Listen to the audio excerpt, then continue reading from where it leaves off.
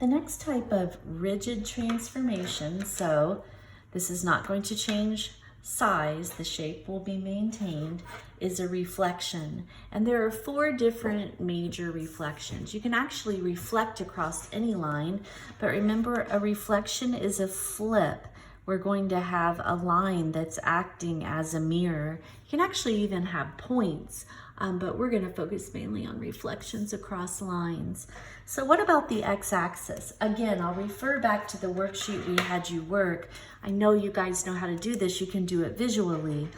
C is 1 above, so C prime would be 1 below, reflecting across the x-axis. So we're going to take this figure, we're going to fold it down over the x-axis. T is 2 above, so T prime, we should label these while we're at it, C prime and T prime. And then A is 3 higher than T, so it would stand to reason that A prime is going to end up 3 lower than T prime. And here we have cap. And once again, if I were to take the time to trace it, you would see that it stayed exactly the same shape and size. Everything about it was preserved. So you know how to do this. So how is this new or different? Well, in geometry, the emphasis is on the algebraic representation of this. So we want to come up with ordered pair rules. What's actually happening? Do I really have to graph these every time to see where the image would land? Remember, pre-image and image. So A is located left 1 and up 5. It's at -1, 5. T is located left 1 and up 2, and C was over here at -4, +1. So just kind of eyeball those points. T prime is left 1 down 2, it's at -1, -2. A prime is left 1 down 5, and C prime is left 4 down 1. So I want you to look ordered pair by ordered pair and see what changed. So here I have A and here I have A prime. Notice that the x coordinates stayed -1, but this y coordinate was 5 and this one became -5. Let's look at the t's. The x coordinates were both -1 and they stayed the same, but the y coordinate changed signs and it became -2. The same thing is true for C. The x coordinates stayed the same. The y coordinates, this was +1, now this one is -1. They changed signs. So this is the ordered pair rule if you reflect across the x-axis. Remember, the one that comes first is any ordered pair in our pre-image, our starting figure. And when we reflect it, x is not going to change, and y, now don't read this as -y, even though every one of these y's is actually now a negative number. I want you to think of it as, in fact, let's even write it. This is simply the opposite of y. So it just so happened that these 3 y values were all positive, so they became negative. But if the figure had been down here, then we would have reflected it up over the x-axis and they would have become positive. So this is our ordered pair rule for reflecting across the x-axis. Let's do it across the y-axis. So our original figure again, I kept the same triangle, and this time we're reflecting this way across our vertical axis. So T prime will be here, A prime will be there. Instead of 1 to the left, it's 1 to the right. And then C is to the left 4, so 1, 2, 3, 4, C prime is going to be here. So, think about what didn't change. The height stayed the same, didn't it? All we did was move it on the other side of the y-axis, so we changed its horizontal position, but not its vertical position, if you want to think ahead. So the original A was at -1, 5, the original T was at -1, 2, and the original C was at -4, 1. Now C prime is at +4, 1. T prime is located over 1 up 2, +1, 2, and A prime is at +1, +5. So again, if you just look at these ordered pair by ordered pair, let's start with the C's. It was at -4, now it's at +4, but the Y's stayed the same. The X values are opposite in sign, but the Y's are the same. X's are opposites, Y's are the same. So the ordered pair rule, when you reflect across the Y-axis, is it's the X coordinate that's going to change signs and Y is going to stay the same. So here's our ordered pair rule across the Y-axis. Now, there are two other reflections that we look at in geometry that also make this more difficult than what you've done before. And here's the first, Y equals X. This is a line. Okay, down here, a quick review. Y equals X is actually in mx plus b form. M is 1 and b is 0. Nothing's being added to it. So that's why we could just write it as y equals x. So that line crosses the y-axis at 0, and we have a slope of 1/1. So I can go up 1/1, up 1/1. This line is sometimes called the identity, but what it does is it basically is an angle bisector to the right angle here in this first quadrant, and then it also will extend in this direction. This is the line y equals x, and we can fold across this line, and it's harder to see. In fact, it's quite a bit harder to see. So let me zoom in and let me just really show you what I'm doing here. So what I want to do is I want to come straight at this line, and I'm going to do it by really using the boxes on the graph paper. Now, this is not how we're going to reflect these, but it's just how I want you to discover the rule. So starting with G, and I want to come straight at this line. So I want you to see, in fact, maybe I'll do this in pencil so I can erase it and clean it up. But if I come through this box, I went through 1 box, 2 boxes, and a half. 2.5 boxes to get straight at that line. And if I'm reflecting across this line, that means I want to fold it over so that G ends up over here, the same distance away from the line. So I need to come off of it 2 whole boxes and a half. So here's my half, and then 2 more. That's going to land G prime right there. So let me do it a little quicker with the others. From O, I've got to go 1, 2, 3.5 boxes. So a half, 1, 2, 3. That's going to put O prime here. And then D's even further away yet. We've got 1, 2, 3, 4, 5 whole boxes. So 1, 2, 3, 4, 5. D prime is going to end up out here. This one might be worth tracing so that you can see that it still didn't change shape or size.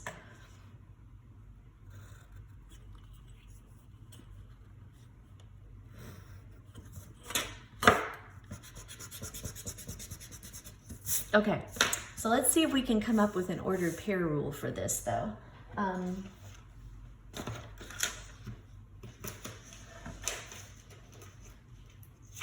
So I do have, I don't suppose, no. This is one that I traced earlier. So I'll do it in purple just really quick. I just want you to see this so that you're not 100% just trusting me. We should see it. So this was D, O, and G, okay? And if I come down here, this was O. Now remember, we reflected it, right? So we're folding it over the line and it lands like such, so that we have D prime, O prime, and G prime, and it's a perfect match. All right, what's our ordered pair rule? Well, let's start by listing these guys. O is at -1, 2, 4, 6. O is at -1, 6. G is located at -3, 2, and D is at -4, 2, 4, 6, -4, and 6. Okay. O prime is at 2, 4, 6, -1. D prime is at 6, -4. And G prime is at 2, -3. Okay? I think that this would be worth my while to just take a second and write these nice and neat, one above the other, so you can really see the relationship. So D was at negative 4, 6. D prime was at 6, negative 4, okay? O was at negative 1, 6. O prime ended up at 6, negative 1. And G was at negative 3, 2. And G prime ended up at 2, negative 3. So hopefully you can see that all we're doing is taking the X and the Y and we're swapping them. We're not changing anything about them, but what was X is now Y, what was Y is now X. So the ordered pair rule, when we reflect across the line Y equals X, is this. You take the original ordered pair in our pre-image and you simply trade out the Y and the X. And that forms the ordered pair in the new image, okay? All right, the last one is to reflect across the line Y equals negative X. This line is also in slope-intercept form. That's really a negative 1 times X, and we also have plus 0. So it's really the same kind of line. It just has a negative slope instead of a positive slope. It's gonna hit the y-axis at 0, and our slope tells us to go down 1 since it's negative and right 1. So down 1, right 1, down 1, right 1, and so on.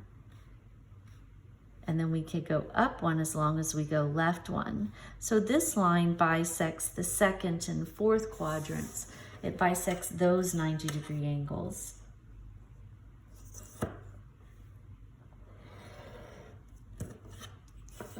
Okay, I want to reflect this triangle across that line. So it's going to end up over here on this side. It might even run into what I wrote. I'm going to do it the same way and we'll discover the ordered pair rules. So a box and a half. So we're going to go a half and a box. There's where L prime will be. This one's a little tricky. We want to go along this box. So a box, a box, a box, and a box. That was 4 boxes. 1, 2, 3, 4. Yeah, unfortunately, it's going to end up right there. And then C, we have the box, and a half, the box, and the box. And C prime is there, okay? So I have, let me change colors. I have L prime, O prime, and C prime for my new triangle. And this is the last one. We'll list these ordered pairs and discover the ordered pair rule, and then we'll take a quick peek in your Algebra Nation book. All right, here we go. So the original L is located at -3, 0. The original O is at -5, -2. And the original C is down 5, sorry. It's at 0, -5, okay? So let's look at the new points. C prime is at +5, 0. O is over 3, up 5, so it's at 3, 5. And L is at 0, 3. So let's write those ordered pairs above one another so we can see what happened. So the original L was at -3, 0. L prime ended up at 0, 3. The original O was at -5, -2, and O prime is at, I'm sorry, that was -3. That's what I had written there, -3. O prime is at 3, 5. And the original C was located at 0, -5, and C prime is located at 5, 0. It's a little harder to see the rule when the zeros are involved, but it certainly looks like my X was positive. We moved it to the Y position and it became negative. Sorry, my X was negative. I moved it to the Y position and it became positive. Here, my Y is negative. I move it to the X position and it becomes positive, but the zeros stay zeros. Well, here's what we're really doing. We're swapping these things. Notice the -5 goes to the back and becomes positive 5. The negative 3 comes from the back to the front and becomes positive 3. So what we do, it's kind of the double whammy. We switch the x and the y and change the signs on them in the process. So I got a little busy up here, but this is our ordered pair rule when we reflect across the line y equals negative x. The original ordered pairs in the pre-image, you swap the x and the y coordinates and change their signs. So let's go in the practice book and practice it just a little on page 60.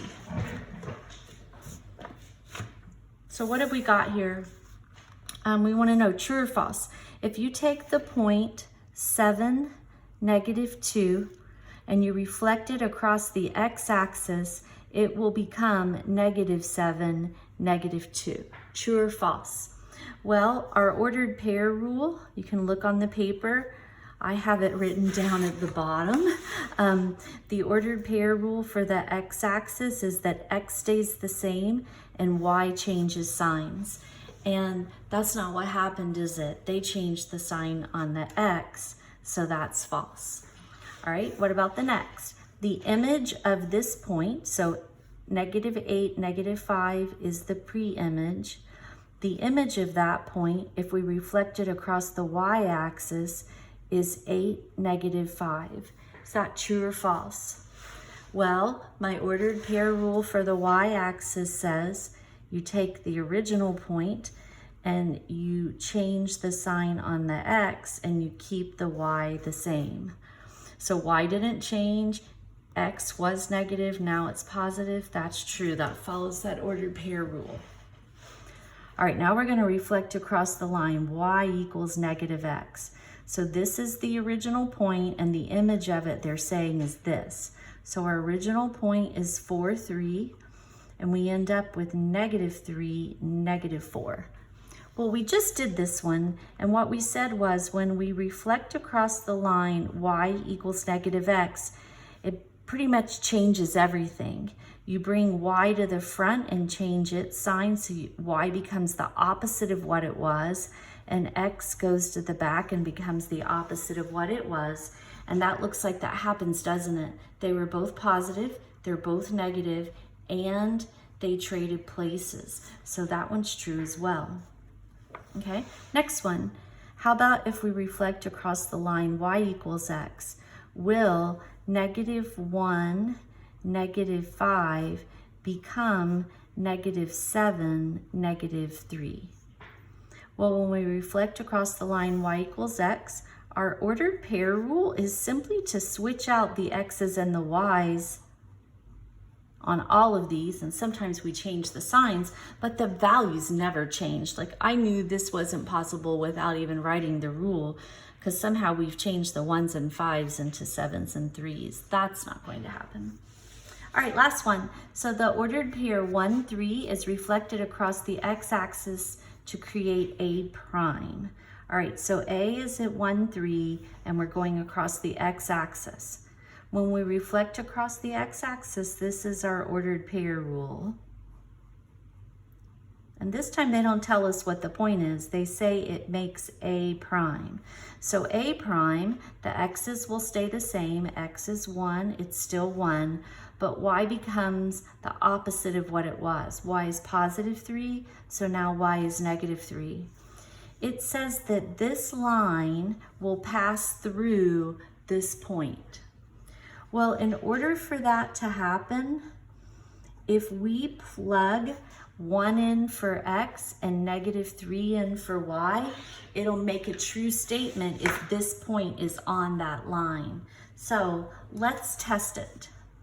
So if y is negative 3, will we get that if we do 2 times the x coordinate, which is 1 minus 5? Well, is negative 3 equal to 2 minus 5 is negative 3? That seems to work, so that's true. All right, let's look at 3, 4, and 5, and then we'll come back to this at some point. So suppose the line segment whose endpoints are here and here is reflected over the y-axis. What are the new endpoints going to be? Where will h prime, I prime be located? All right, the y-axis takes the original ordered pair and it changes the sign on the x and keeps the y the same. So h prime is going to be located at, x will change signs. It's positive 5, so it becomes negative 5, and the y stays 0.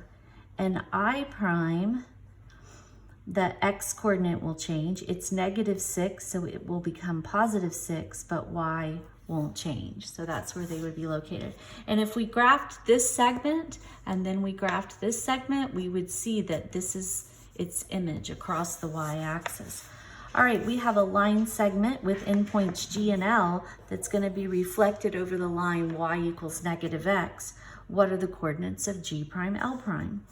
All right, when we go across y equals negative x, that's when we change pretty much everything, okay? So G prime is going to be located. We're going to bring y to the front and change the sign, and x to the back and change the sign. They're both negative, so they'll both be positive. The 7 will come forward and the 1 will go to the back. And L prime, they're both positive, so both of these will be negative when we're finished. The 6 comes to the front and the 2 goes to the back. All right, last one. Suppose we have a line segment whose endpoints are here at P and D, and we reflect it over the x-axis, and then we reflect it again over y equals x. Where will we find P double prime and D double prime? So we're doing something twice. All right, the first move is across the x-axis, which says we take the original ordered pair, we keep x the same, and y changes signs. So this will give us P prime and D prime. This is our first move. So P was located at 0, negative 4. X doesn't change, y changes signs. So P prime is at 0, 4. X doesn't change, y changes signs on the D. So that's going to be located at 6, negative 1. Now we're going to take these points and reflect them over y equals x. And when we reflect across y equals x, the ordered pair rule says that you just swap out the x and the y, but you don't change their signs. So P double prime. So instead of 0, 4, we're going to switch places, becomes 4, 0. And D double prime, same thing, just trade out the x and the y. It'll end up at negative 1, and the 6 will go to the back. Negative 1, 6. Okay, so reflection rules using ordered pair rules, as opposed to, notice we didn't have a single graph anywhere in any of this homework.